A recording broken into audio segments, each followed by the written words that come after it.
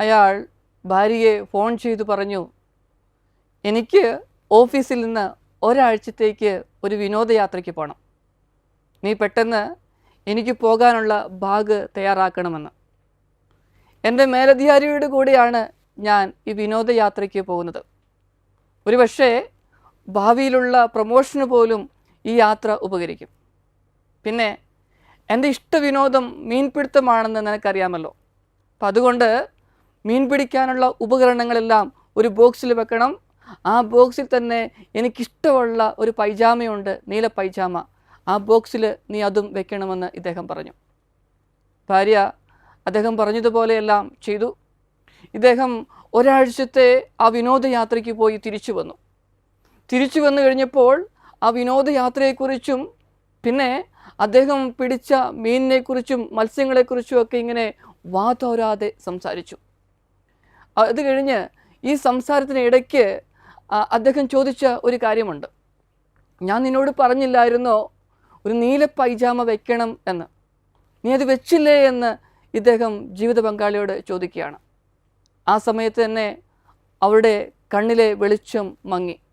അവൾ ചോദിച്ചു, നിങ്ങൾ മത്സ്യം പിടിക്കാനായിട്ട് ആ ബോക്സ് തുറന്നില്ലേ, ചൂണ്ടയെടുത്തില്ലേ?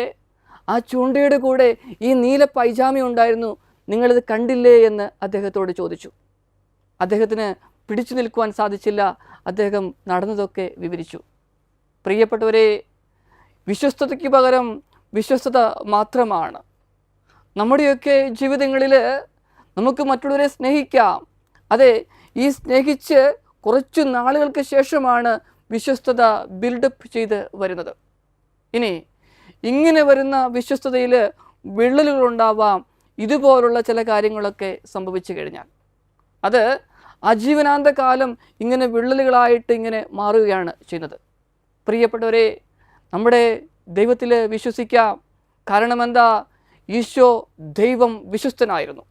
കൊറിന്തോസുകാർക്ക് എഴുതിയ 1-ാമത്തെ ലേഖനത്തിൽ 10-ാമത്തെ അധ്യായത്തിലെ 13-ാമത്തെ വചനം പറയുന്ന പ്രകാരമാണ് ദൈവം വിശ്വസ്തനാണ് എന്ന്.